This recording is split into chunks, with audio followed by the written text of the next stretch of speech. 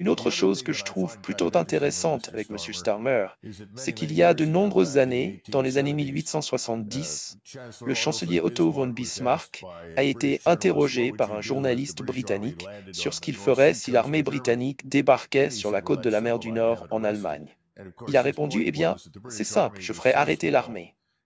Et bien sûr, son point de vue était que l'armée britannique était si petite qu'elle ne représentait aucune véritable menace. La Grande-Bretagne avait une grande marine, et cela pouvait évidemment être menaçant, surtout si elle était bloquée, ce que Bismarck comprenait.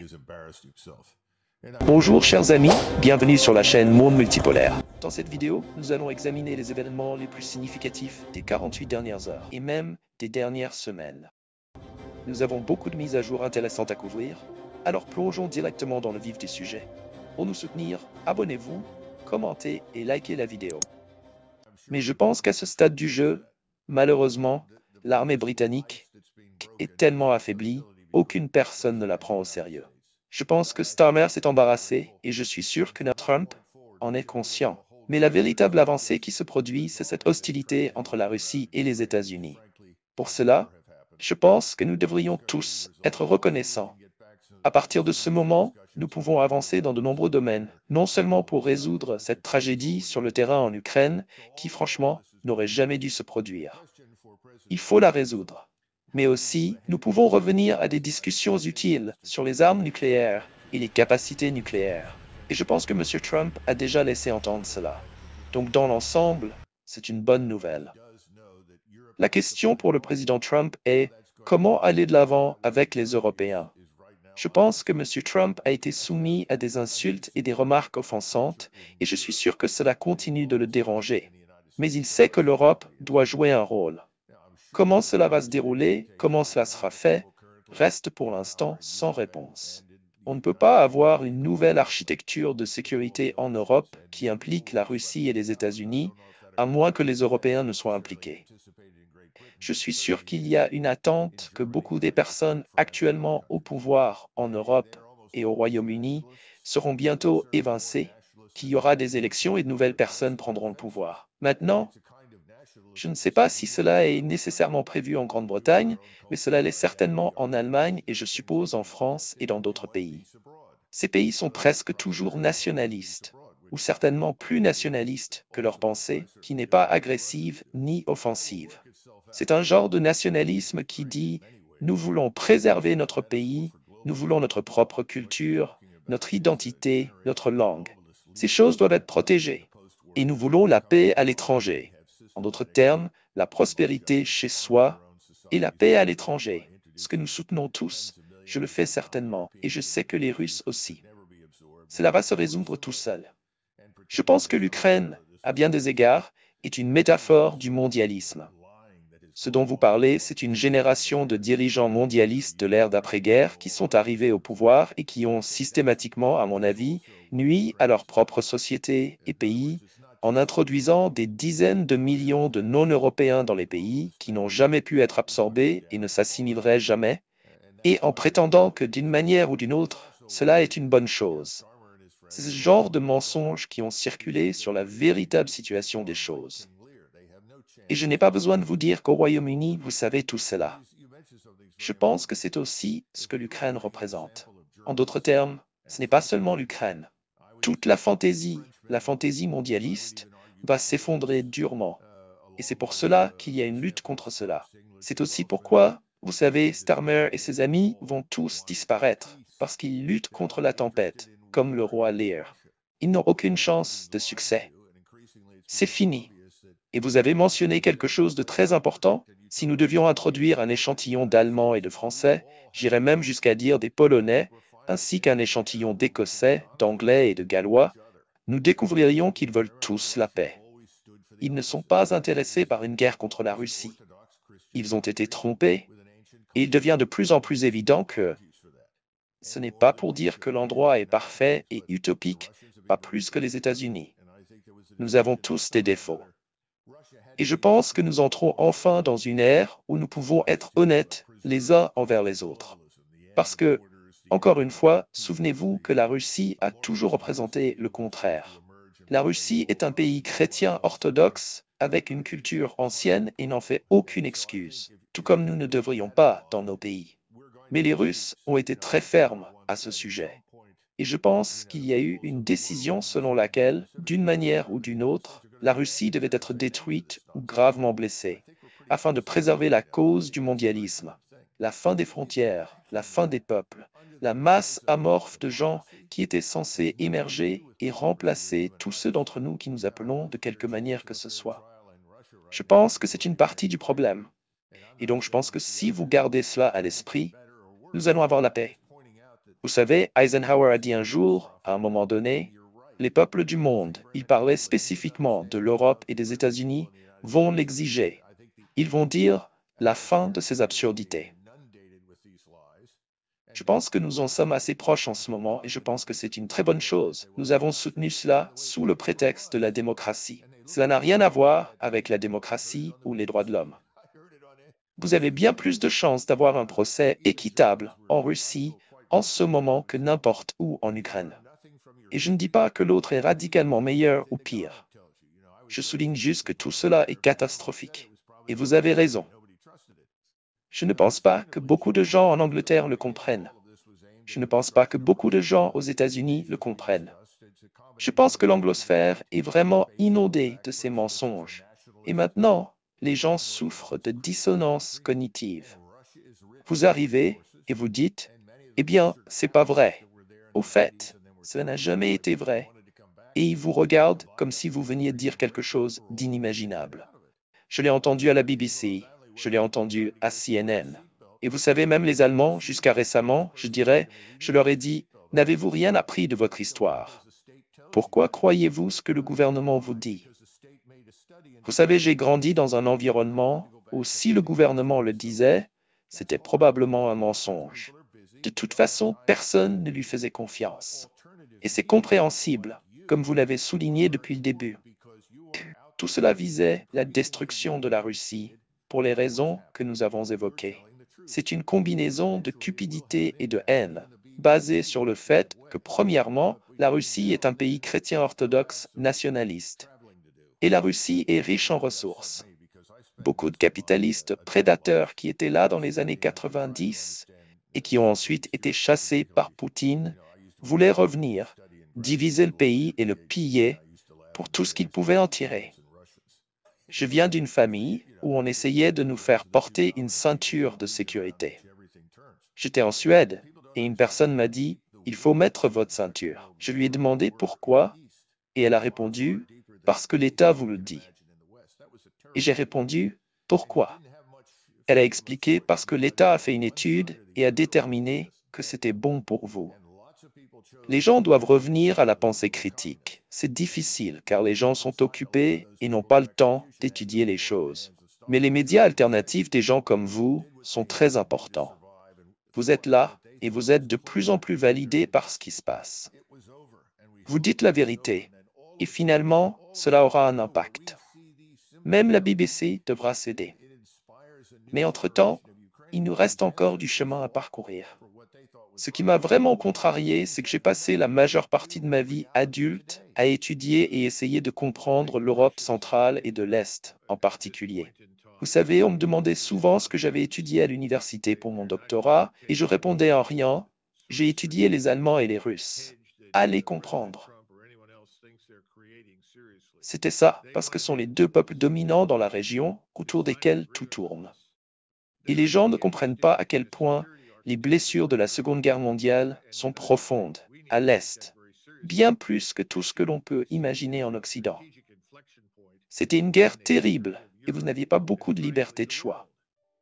Vous étiez soit d'un côté, soit de l'autre, ou vous étiez juste mort. Et beaucoup de gens ont choisi le national-socialisme plutôt que le communisme.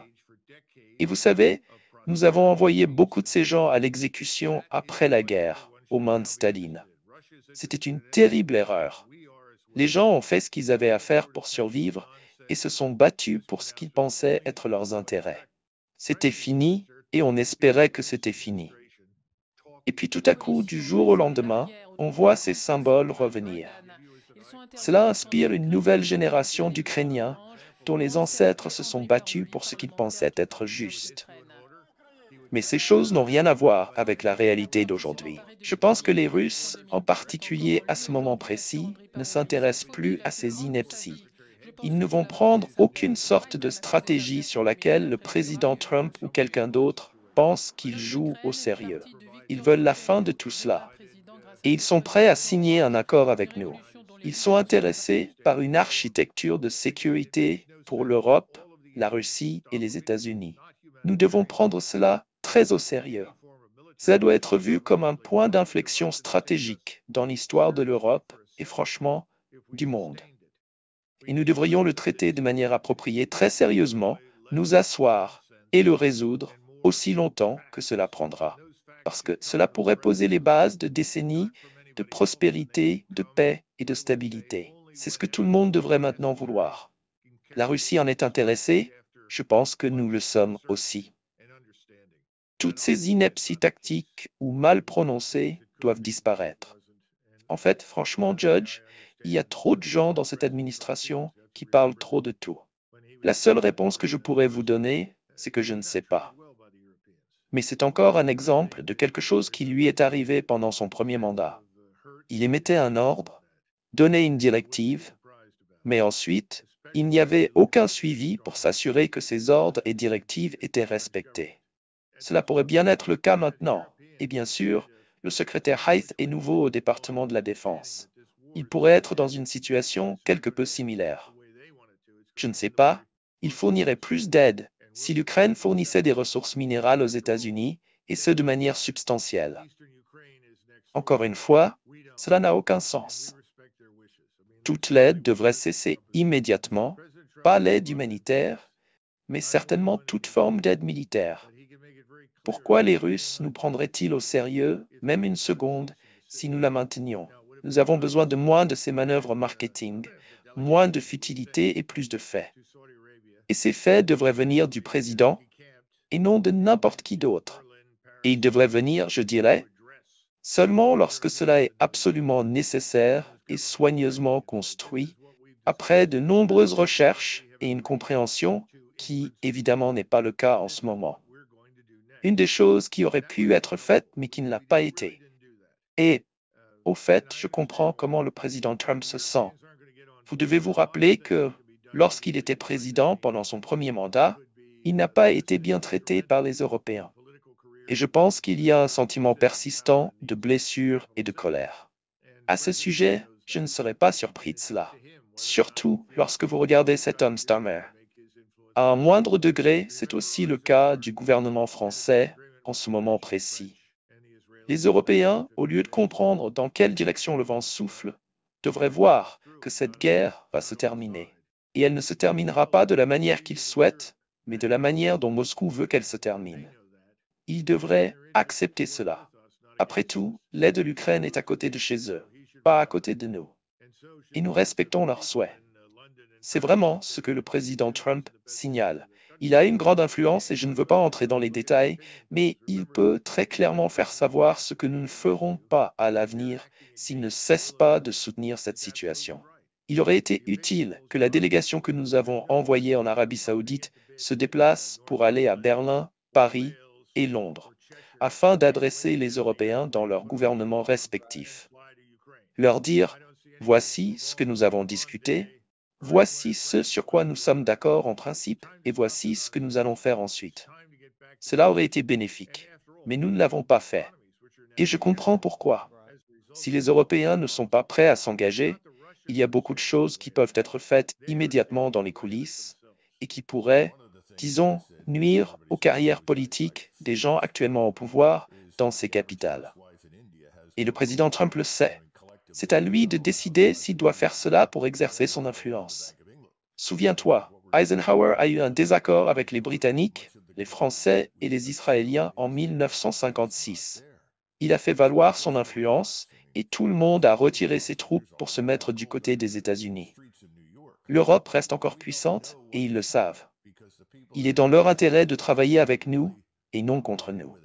Donc, Ruta doit partir. Ils devraient démissionner, tout comme ceux à Londres et Paris, s'ils ne vont pas faire ce qui est dans le meilleur intérêt de leur pays.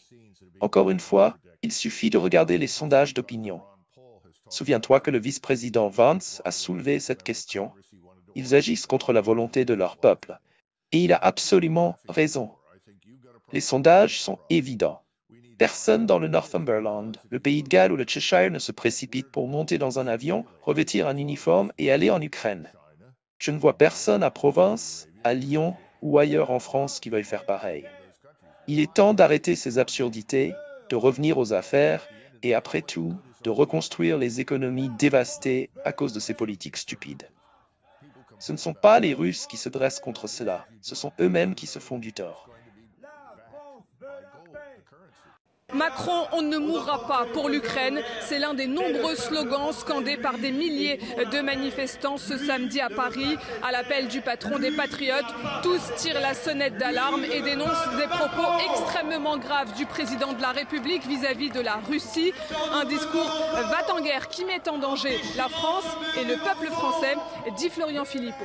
Macron, plus la paix en Ukraine est possible, et on voit qu'elle devient possible, plus lui fonce vers la guerre. L'une des choses que j'ai dites et qui a attiré l'attention de tout le monde et que je crains qu'elle ne soit vraie, est que la ménagère moyenne en Inde a plus d'or maintenant. Si tu réunis toutes les ménagères de l'Inde, elles ont plus d'or que la Banque d'Angleterre. Et je pense que ce que nous allons découvrir à Londres et à New York, c'est que beaucoup de l'or que nous pensions y trouver n'y est pas. Et ce n'est pas juste Fort Knox.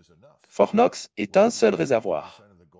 Il y a beaucoup d'or sous les rues de New York et nous ne savons pas ce qui s'est passé parce que ceux qui ont dirigé la Fed ont opéré sans une surveillance efficace. Il pourrait s'avérer qu'il en reste beaucoup là-bas.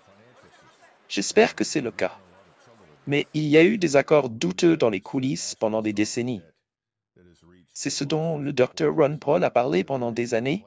C'est pourquoi lorsqu'il était membre du Congrès, il voulait auditer la Fed. Et bien sûr, tout le monde se moquait de lui. Je ne pense pas que les gens rient encore. Je pense qu'ils ont un problème. Nous avons un problème, et il faut qu'on découvre ce que c'est. Si tu regardes où l'or s'accumule, c'est évident. La Russie, la Chine, l'Inde, l'Arabie Saoudite, etc. Cela migre dans ces pays. Pourquoi amassent-ils de l'or? Et à la fin de la journée, quel est l'intérêt de notre monnaie fiduciaire si elle n'est pas adossée à quelque chose de concret?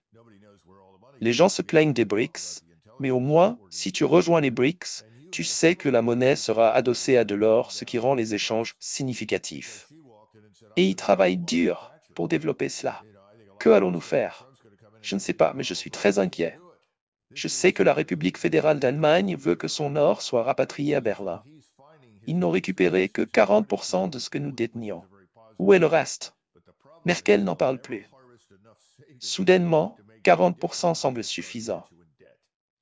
Où est l'autre 60% de l'or qu'on doit aux Allemands et qui est supposément à New York? Je ne pense pas que le monstre du mondialisme va gagner quoi que ce soit. Je pense qu'il va probablement mourir rapidement. Le problème pour nous, comme tu le sais, c'est le système financier.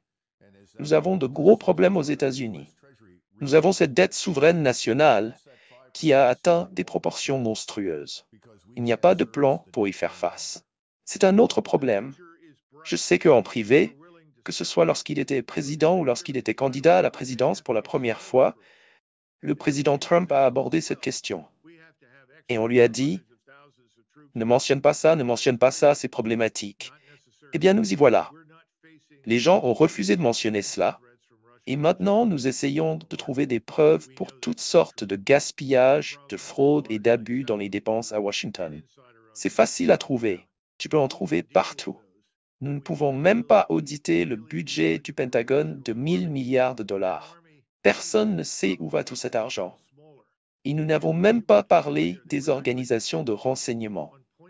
Tu as eu une crise similaire qui a fini par aider à faire tomber la confiance, parce qu'elle est entrée et a dit « je vais être la nouvelle Margaret Thatcher ». Beaucoup de gens se sont dit « eh bien, Trump va entrer et être le nouveau Ronald Reagan ». Il ne peut pas le faire. C'est un monde totalement différent.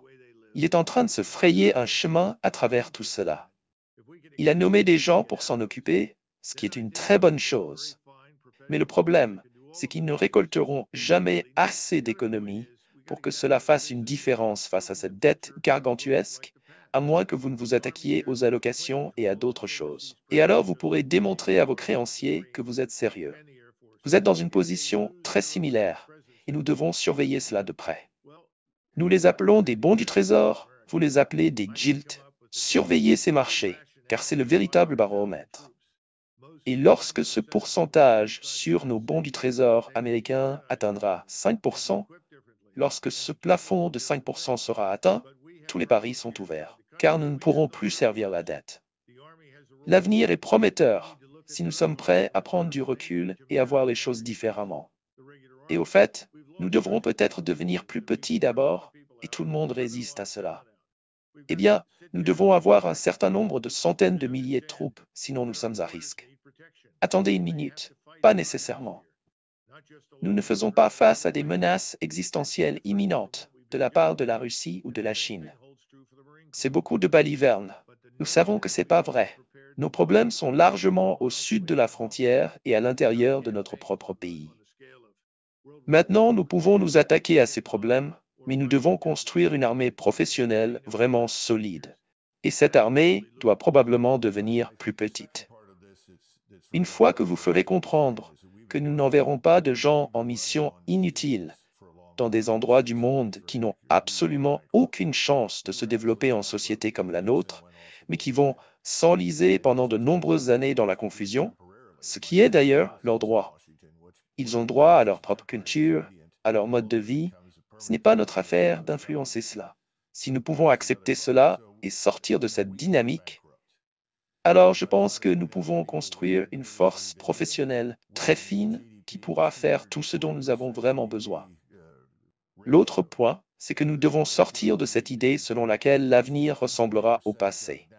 Les généraux de l'armée s'accrochent tous à cette présence à l'étranger, tout comme la marine, l'armée, les marines et l'armée de l'air. S'ils perdent leur présence à l'étranger, alors, que faisons-nous? Eh bien, pourquoi ne pas défendre les États-Unis d'Amérique? Je peux trouver une bonne justification pour 500 000 soldats, dont 90% seront ici, à l'intérieur des États-Unis. Ils peuvent être organisés différemment, peut-être équipés différemment et capables de faire des choses différentes. Mais nous avons des problèmes ici à l'intérieur du pays et nous en avons à nos frontières. L'armée a un rôle à jouer.